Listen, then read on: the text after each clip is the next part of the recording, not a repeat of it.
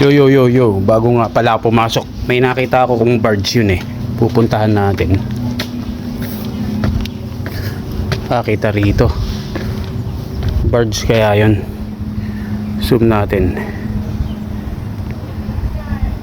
Ayan o. So, puntahan natin. Tingnan ko, bossing. So, let's G. Yun ang pupuntahan natin, yung birds na yun.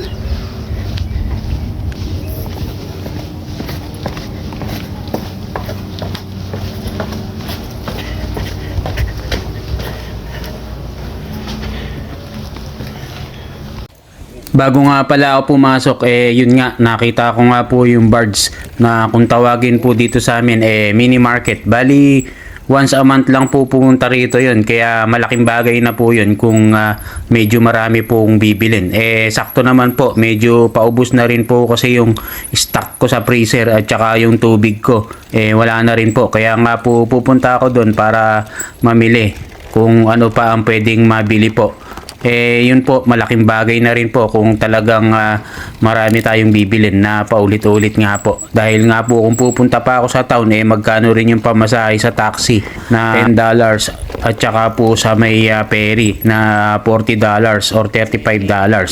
Dun lang, yun lang po, malaking bagay na po yun. Makakatipid na nga po na paulit-ulit. Kaya nga po pupunta na po ako dun bago po ako pumasok at may oras pa naman po ako dun.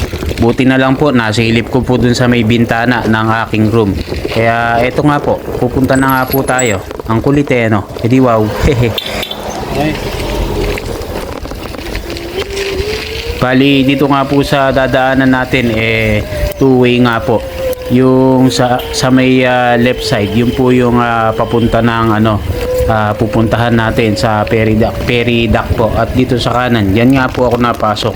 At dyan ko nga po nakita yung maraming kambing gala sa mga gilid-gilid po dyan kasi bundok na po yung gilid na yan Kaya yun na nga po, punta na nga po ako.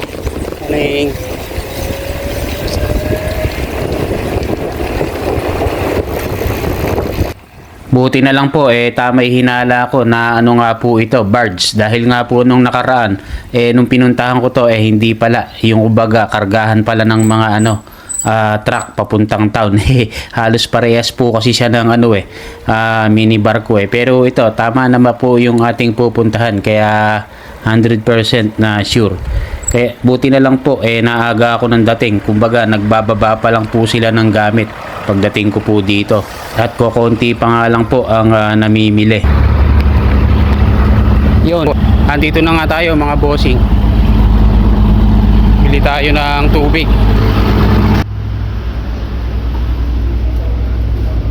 At yun na nga, nang nilapitan ko na nga po ito, nagbababa pa lang po sila ng mga paninda po nila na mga frozen na pork mamoy, chicken manok at saka beef baka. At meron din po sila dito na fish isda. Bali yung iba nga po nasa freezer pa. Yun tayong gulay. May cabbage.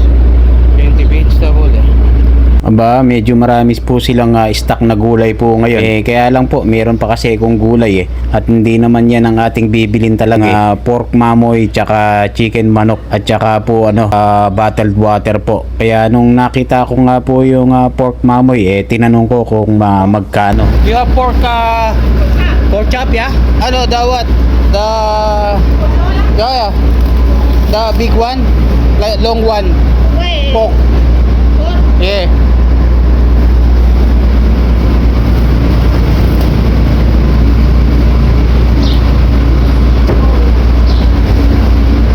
Pork. No. I mean the big one. Long, pork belly? Yeah, pork belly. Yeah, pork belly. Yeah, only one. How much this? 25 only this. I got this. Yes. Chicken. How much this chicken? How much this? 10. Okay. I get some 10. So how much chicken feet? This is kay Ivitis. Pork chicken. How much wata? One wata? 8.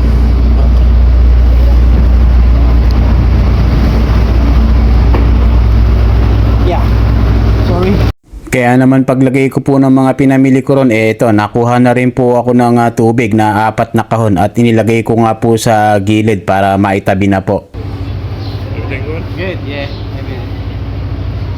At habang napila nga po ako dyan, ikot-ikot po muna ako dito, kumbaga nagtingin-tingin po ng pwede pang mabili. Buti nga po, medyo maaga po akong pumunta dahil kung hindi po, medyo tatanghaliin ako, baka malate na naman po ako. Dahil at this time nga po, marami na nga pong namimili na mga taga rito po sa barge po. Dito po sa mini barko o mini market. Kaya eto, nung nandito na nga po ako, nabayaran ko na po. Bali, alos sa 72 US dollars po ang total lahat ng aking pinamili na 5 pounds po na pork mamoy, chicken manok at saka chicken manok na paapo.